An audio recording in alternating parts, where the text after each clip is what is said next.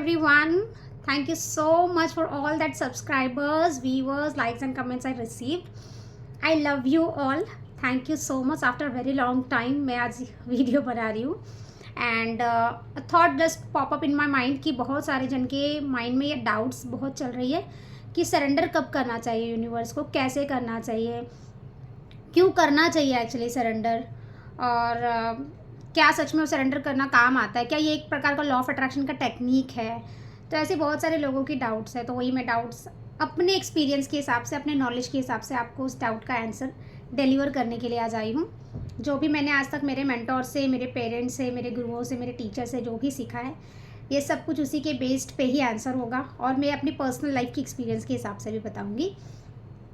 तो सबसे पहले हम सरेंडर ईश्वर को या डिवाइन को इसीलिए करते हैं क्योंकि हमें खुद ही नहीं पता रहता है कि हमारे लिए बेस्ट क्या है। हम लोग जो भी डिमांड करते हैं या जो भी मांगते हैं वो सब चीज़ हम अपनी प्रोग्रामिंग के हिसाब से मांगते हैं। जो भी हमने सीखा होता है, जो भी भाषा हमें आती है, जो भी लिमिटेशंस हमारे माइंड में प्रोग्रामिंग की गई रहती है, जो भी बिलीफ सिस्टम हमारा होता है ना, हम उसी के हिसाब से किसी भी चीज़ की डिमांड करते हैं या कोई भी चीज़ की रिक्वायरमेंट है ऐसा नीड्स जताते हैं। पर एक्चुअली यूनिवर्स ने हमें जिस पर्पस से भेजा रहता है, हमें उस पर्पस को, वो पर्पस ही नहीं पता रहता है। और वो पर्पस तक जब तक हम नहीं पहुंचते ना, तब तक हम बार बार किसी भी चीज़ में ना मैनिफेस्ट करने के बाद भी बैकआउट हो जाते हैं।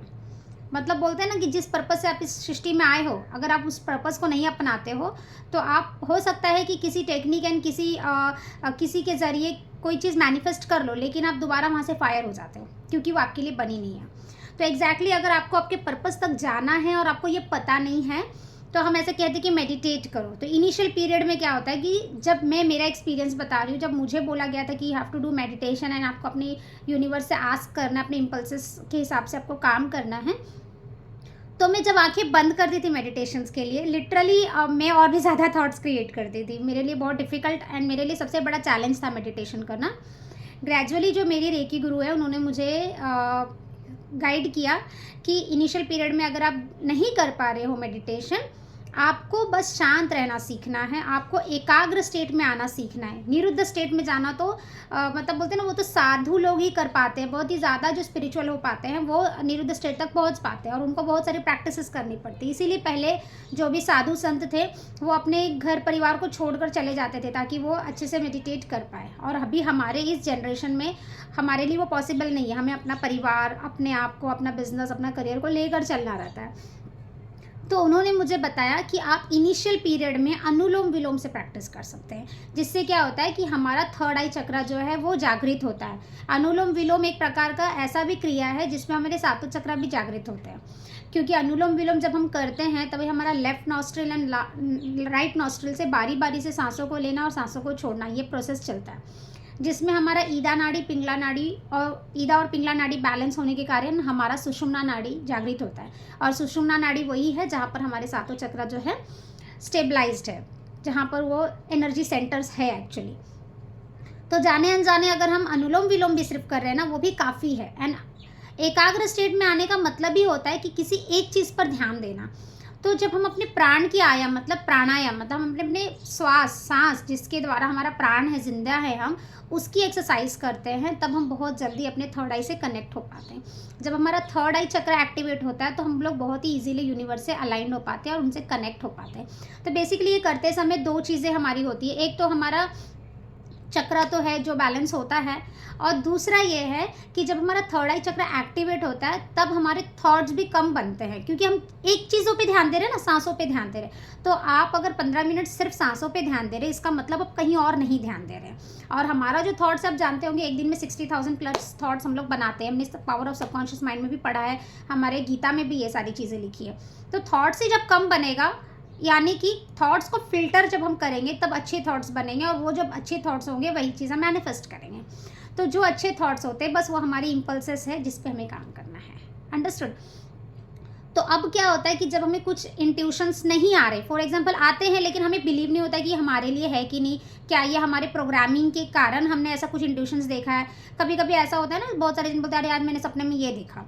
तो कई बार ऐसा होता है कि वो सपने में हम वो चीज़ इसलिए देखते हैं क्योंकि सोने से पहले उस चीज़ को हम लोग ने विजुअलाइज़ किया रहता है, उसके बारे में बातें की रहती है, कुछ हम लोग ने मैसेज एंड यूट्यूब में कुछ ऐसा देखा रहता है। सो सिमिलरली हमें ऐसा लगता है कि हमें जो इम्पल्सेस आए वो हो सकता है आसपास मैंने कुछ देखा होगा, उस हिसाब से मेरे माइंड में प्रोग्रामिंग आई होगी। तो हम जब श्योर ही नहीं होते कि हमें जो इम्पल्सेस आई है, हमें जो भी मेडिटेशन के दौरान या अनुलोम विलोम के दौरान या कोई भी ओमकार चैंटिंग अगर हम करें उसके दौरान अगर कुछ भी हमें पता चला है, is it that thing we need to go ahead, ऐसा क्वेश्चन जब अराइज होता है, गिव टाइम। क्योंकि अगर वो आपके लाइफ का पर्पस है और अगर आप मेडिटेशन के द्वारा ये जानना चाह रहे हैं आपका पर्पस क्या है, तो यूनिवर्स क्या करता है, उस चीज़ को बार बार आपके सामने लेकर आता है। और अब जब तक आप उसको नहीं चुनेंगे ना, यूनिवर्स आपको मजबूर कर देगा कि तुमको इसको चुनना है। तो आप चाहे ना चाहे आपसे यूनिवर्स वो चीज़ करवा के रहेगा, क्योंकि आपने पहला स्टेप आपने उठाया कि मैं अब जानना चाहती हूँ कि मेरा पर्पस क्या है।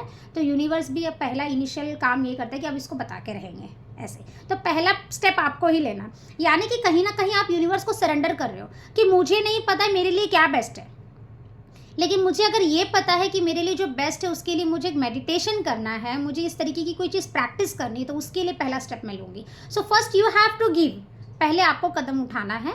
जब आप यूनिवर्स को ये बिलीव बढ़ता है कि हाँ ये बंदी जो है, ये बच्ची जो है, ये मेरा बच्चा जो है, ये मेरा जो एनर्जी है, ये अब मेरे रास्ते पे चलना चाह रहा है, मेरे लॉ के हिसाब से चलना चाह रहा है और ये बिलीव करता है मुझे, तो मैं इसको सही रास्ते पे लेकर जाऊंगा ही। और ऐसे तो यूनिवर्स सबके लिए भला ही चाहते हैं, हमारे कर्माज ही होते हैं और हमारा थॉट्स ही होता है जिसके कारण हम अपने लाइफ में कॉन्ट्रास्ट फेस करते हैं। ये हुआ पहला। उसके बाद अगर आपने प्लान कर लिया है कि आपको क्या चाहिए एग्जैक्टली, तो आप उसको लिख दीजिए कि मुझे ये चीज़ चाहिए। अब वो चीज़ कहाँ से मिलनी चाहिए, ये हम यूनिवर्स को सरेंडर करते हैं। फॉर एग्जाम्पल, अगर आपको कोई जॉब मैनिफेस्ट करना है, अगर आपको कोई स्पेसिफिक पर्सन मैनिफेस्ट करना है, या फिर आपको कोई गुड हेल्थ मैनिफेस्ट करना है, या तो आपको कुछ बंडल ऑफ अमाउंट मैनिफेस्ट करना है, कुछ भी, चाहे वो हेल्थ वेल्थ रिलेशनशिप कैरियर में कोई भी चीज़ हो जो आपको मैनिफेस्ट करना है, और आप स्टिक हो गए मुझे चाहिए तो बस यही चाहिए, तो आप उसको बस लिख दो, I am really happy and grateful now that universe has showered this thing in my life very easily and effortlessly and I am blessed to have this, thank you so much universe, that's it, you are done. अब वो कैसे मिलेगा, कहाँ से मिलेगा, कौन से person के द्वारा मिलेगा, कौन से इवेंट, कौन से सर्कमस्टेंसेस के द्वारा आपके पास वो आ सकता है, वो आपको डिसाइड नहीं करना है, वो डिसाइड करेंगे आपकी डिवाइन। एंड आपको डेली बेसिस में कैसे रहना है, जब आपने किसी चीज़ की ग्रैटिट्यूड लिख दी है यूनिवर्स को कि आपने मुझे ये चीज़ दे दिया है, आई am really grateful, it means कि नॉन फिजिकल फॉर्म में वो चीज़ बन चुका है, बस आपको फिजिकल फॉर्म में उसको मिल रहा है। मतलब कहीं ना कहीं यूनिवर्स को ये कह रहे हैं कि मैं अभी जो मांग रही हूँ वो मैं मांग नहीं रही हूँ, वो एक्चुअली आपने मुझे दे दिया है, पर वो नॉन फिजिकल फॉर्म ने आपने वो सर्कमस्टेंसेस, वो इवेंट्स एंड वो पर्सन और वो एनर्जीज को क्रिएट कर दिए, वो सोर्सेस आपने बना दिए जिसके द्वारा ये चीज़ मेरे सामने फिजिकल फॉर्म में आ सकती है। तो जो सोर्सेस आपने नॉन फिजिकल फॉर्म में बना दी उसके लिए मैं थैंकफुल हूँ। तो वो नॉन फिजिकल फॉर्म में आपके सामने आना ही है, और जब तक वो नॉन फिजिकल फॉर्म में आपके सामने नहीं आता आपको यही चीज़ के लिए ग्रेटिट्यूड पे करना, अरे नॉन फिजिकल फॉर्म में बन गया तो फिजिकल फॉर्म में तो आना ही है यार। एंड तब तक आपको हमेशा पॉजिटिव रहना है, ग्रैटिट्यूड एवरी डे उस चीज़ के लिए पे करना है, और आपको ऐसे ही बिहेव करना है कि वो चीज़ आपको मिल गया है। एंड जिससे भी आप मिलेंगे या बातें करेंगे तो आप इस तरीके से बातें करेंगे कि वो चीज़ मिल गया, ये नहीं कि मिल रहा है, रास्ते में है, कब आएगा पता नहीं, देखते हैं, कोशिश करते हैं। You should not take a test. आप अपनी प्रैक्टिसेस पे, अपने गुरुओं के बताए हुए प्रैक्टिसेस पे, आप यूनिवर्स के लॉ पे कभी टेस्ट मत लो, करके देखते होता है कि नहीं, ऐसा टेस्ट नहीं करना। होगा ही गारंटेड, जब दुनिया में इतने सारे लोगों का हुआ तो मेरा क्यों नहीं होगा यार, होगा ही, एक्चुअली होगा। किसकी मैनिफेस्टेशन नहीं हुई ये मत देखो, किसकी मैनिफेस्टेशन हुई है वो देखो। और उन्होंने कोई बहुत बड़ा पहाड़ नहीं तोड़ा वो मैनिफेस्ट करने के लिए,